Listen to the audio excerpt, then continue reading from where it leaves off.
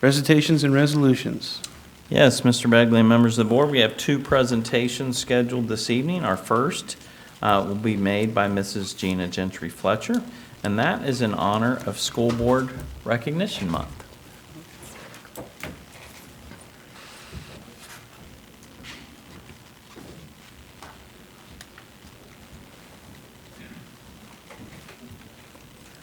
Thank you, Mr. Smith and members of the board. Can you guys hear me? Okay. I am pleased to join my colleagues in the Fairfield City School District as we celebrate School Board Recognition Month, held annually this month in January. The appreciation we have for our Board of Education is year-round, but it's nice to have a time set aside each year to ensure they get the thanks they so deserve. Governor Mike DeWine and Lieutenant Governor John Husted also issued a proclamation for the month in honor of all school board members across the state. So you guys are pretty important. This year's theme for recognition is supporting success for all students. It is truly fitting of the work that our board members do. Thank you for your tireless service, and please come forward when I call your name. First off is Mr. Brian Begley.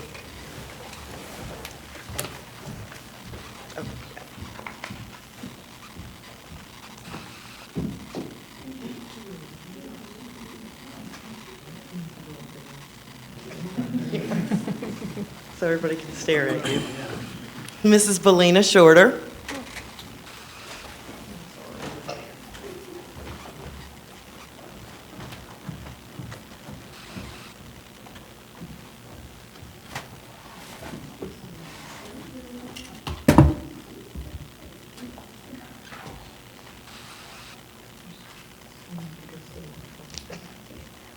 Ms. Abigail Birding. I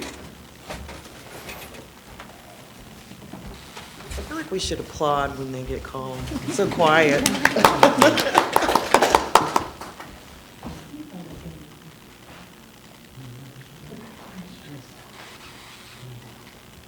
Mr. Scott Clark cannot be here tonight, so we will make sure he gets his certificate at another time.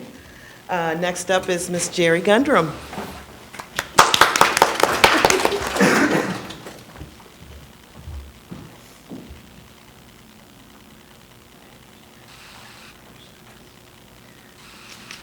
I think that's it. I'm going to take a picture of you guys, and then I'd like to get Mr. Smith and Mrs. Lane in the photo as well.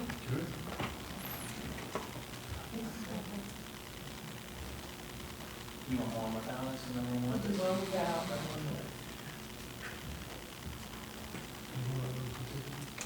Why don't you do me a favor? See the little poster that you're blocking? Okay. And you have to be centered, I mean, it has to be perfect. Yeah, we want it perfect because otherwise there's some defects that we have problems.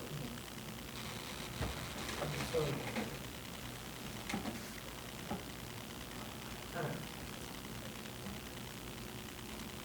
Okay, everybody smile. I'm gonna take a few. 1, 2, 3. One more. One more. One more. That's it. Thank you. And you guys.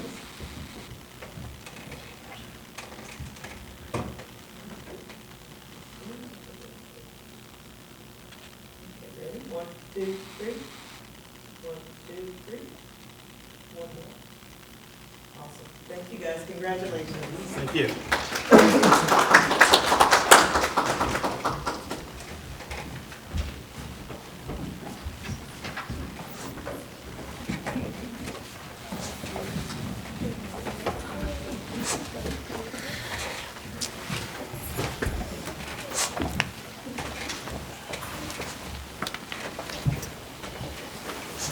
Okay, next on the agenda is a presentation by Mr. Crapo for the Health Center. Mr. Crapo. All right, well, thank you, members of the board. Thank you for having me, and again, thank you for supporting this initiative with the Primary Health Solutions and our school-based health center. It is a huge asset to the kids and the families in the community. We've been doing this now for a number of years and has been proven successful to work with the community and the schools and just getting the kids the services that they need. Going to start by going over their vision, mission, and some benefits. So Primary Health Solutions strive to improve community wellness throughout the access, quality, affordable health care, increase utilization of primary care to decrease the utilization of emergency services and non-emergent needs. Ensure the students of Fairfield schools are in school, healthy and ready to learn, and provide access to primary medical, dental, behavioral health, and optical care. Again, this is a big piece to the school day because these services are available outside of the school, but what happens is, as I go through the benefits, if your child has to, go to the dentist office, or go to the medical, get a shot or a vaccination to come to school, a lot of times you're going to miss a whole school day. The parent does have to take off work. The transportation is then provided by the parent. And just having this on-site and on-campus and transportation provided just eliminates all the obstacles and barriers to keep our kids in school and get more education. So again, that was a summary, but the benefits are the access to care during the school day, the transportation that's provided, the insurances that are accepted, and the sliding scale that they use in case there is not insurance. Again, the kids don't miss the whole day and parents won't have to take off work. And another big piece to this is a lot of the kids' day is spent at school. It's away from the parents, especially if the parents might work a second shift or an evening job. The teachers and the school staff are able to notice things that maybe the parents might not be able to see. For example, a child can't see the letters on the board, and they're able to get that care to the student quicker than might not be. Some of the services that are provided, we have medical. On site, you got your nurse practitioner, medical assistant, a collaborating physician. They got 3 exam rooms. And the interesting part is this it's relatively small footprint, but it acts as a full service medical center for all the kids. It acts as your family doctor does. The dental, they got a dentist on site, dental assistant, dental hygienist, 3 dental chairs. And another piece to this is they have a dental bus that is currently being renovated, but it will come to the schools and then they're able to get even more care to students because now we don't have to provide the transportation. So that's another big piece that's going to come live.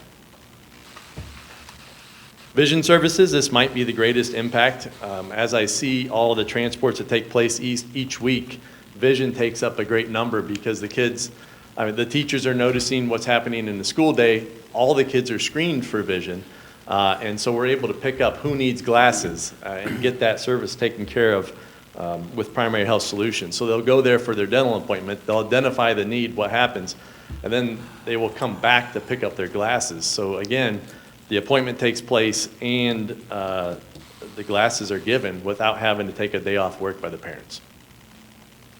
And then the kids can see the board. Behavioral health. They do have a licensed behavioralist on site. They do help identify students and family members with mental health needs, resulting in referrals for ongoing care.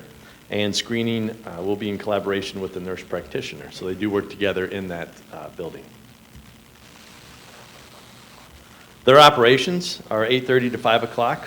You can call with appointments. Another key point to this is they are bilingual. They do have bilingual staff, so they're able to meet the needs of various languages within the community. Access to the health center. We've got obviously the students at FCSD, Sacred Heart Cincinnati Christian, family members of students, FCSD staff and their families. And referrals and logistics, we have students and families complete consent paperwork, which I just got the numbers today, and it was just over 1,800 of our students have completed consent paperwork. And so, that's almost 20% of our students. So that's a lot. Once consent is completed, primarily we'll work with the families on setting up care.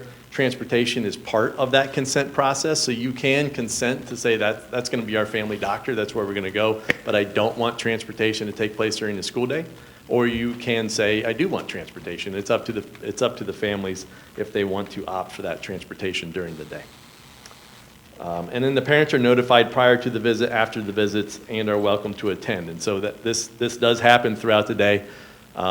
where if a family member wants to meet their child, for example, a kindergartner is going there to maybe get a tooth pulled, well, the parent might want to meet them there to just comfort their child. But they are notified the day before and then obviously after.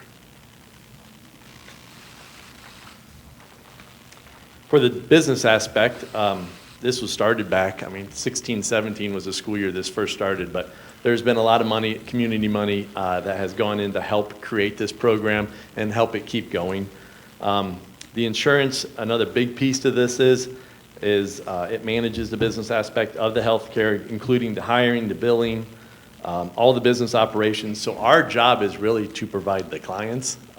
So that's nice for Fairfield City Schools is we get the benefit of keeping kids in school for more time, so they're learning, and we just have to get them there and they can get their services.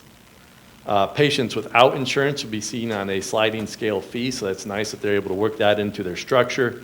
And primary accepts all forms of insurance as well. The next slide is my most exciting. We got a van. But the idea of the van, I want to put, we've been using our vans to transport kids. We've had the big white kind of box van style that transported kids. And this came about by working with Fairfield City and the community. So that's the biggest piece for me is we noticed a need. It was nice to have a dedicated transportation vehicle for these kids to go. So we worked with Primary Health Solutions. They donated funds. The Lindenwald Kiwanis Club and the Fairfield Community Foundation all came together to put funds towards this van. And that's a huge piece to me because that's saying the community supporting the school supporting the kids. Primary health is in the middle of all this, and it just brings everybody together. So we were able to get it wrapped and put everybody's logo on there, and that really demonstrates a community coming together. So I know it's just a van, but it was nice to see everybody coming together to make that project successful. Some of the numbers, as we go through 16, 17, through our current year, you're going to see the numbers do go up, but in each year there's always these little obstacles that take place, whether it's just being built or whether they are going through some staffing changes. Like this last year, just a couple months ago, we had a couple of their staff that were out on maternity leave, so that affects the doctors. So now we're bringing in doctors from other places. Last year we had, well, the last couple of years we've had COVID. We've had different reasons of whether we are going full-time or partial time to school. And so as we go through this, we do see a climb in the number of students being seen and the daily average. Kind of fluctuates there. I can tell you around 5, 6, 7 is a good number to be at for a daily average. We had 10 on Tuesday just this week, and 10 kids is a lot because what we're talking about is you got to get to the school. The kid gets called down from the classroom into the office, transported to the van transports to primary health. Once you get there, then you got to check the student in, wait in the lobby, get seen by the doctor. But during that time, the van driver then goes to another school, picks up another kid with the same process, and the timing has to be just right where you're going to pick up a child, coming back, and that child has been seen by the doctor so that you're taking the child back to school, and not always there's not wait time in the lobby. And so 10 is a lot. That's a lot going on. So as I look at these numbers and you think 4, 5, 6, a day, that's a good number when you're talking all the logistics and transportation that's involved. And the amount of time where, if you go to the doctor, you do sit in the waiting room for a minute, and then you go see the doctor, and then, there's all this consultation going on. And so I'm happy with our numbers now. When I saw Tuesday this week, I was like, I want to see how this goes. But it went off without a hitch. But over 3,000 kids have been seen since its inception in 16.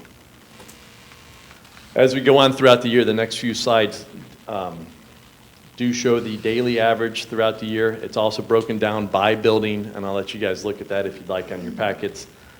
In 16, 17, a total of 378 students were seen that year, with an average mostly in the 2s and 3s. 17, 18, this was, I think, this was back when it was first started, and they're just starting to form this data form, how we collect this data, and so they didn't keep up on all the columns, but there was 411 total seen that year.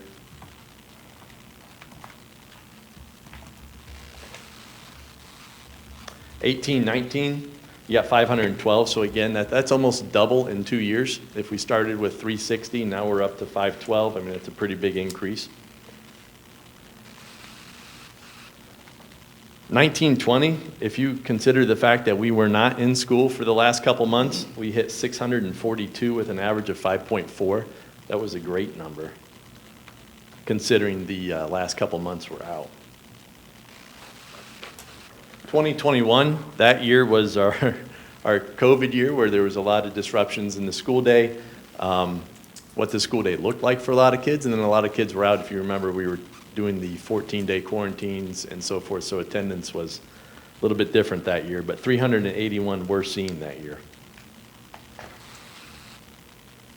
Coming back to a little bit of more normalcy, last year 525, but I say a little bit of more normalcy because we do have a block in there from December to March where we were without a driver at that time because of a retiree.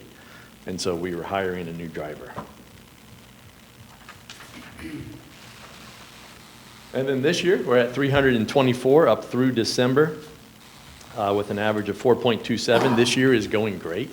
There's a lot of positives coming out. The driver's very consistent. The doctors, like you did say, we did have a couple maternity leaves in primary health, but they worked hard to try to get other physicians from different practices to come on over and fill in. So even with that, we're still at 324. And then for additional information, it is located on our website and then their website as well. So, any questions? Questions, comments? Not a comment. It's and a question. I know there are not many school systems that have these types of access to school health centers. Are we like one of two in this area in Jefferson, but in Butler County? No, I believe Edgewood, Hamilton, Middletown, us. There's more, but I don't want to say I don't know for sure, but I think we were first at the We were time. first. We were first, And yes. that model now has been replicated. Everybody's doing Yeah, yes. yeah. it.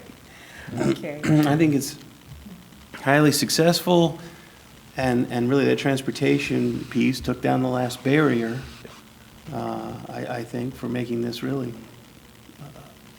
a true community gym, right, for our students. It was awesome to see the community come together and provide Yeah. the funds for the band. That was the greatest part of that, and then the pride of wrapping everybody's name on there because of how much work that went in behind the scenes to get, I mean, they were donating money for a van to get kids to the doctor. It was a great cause.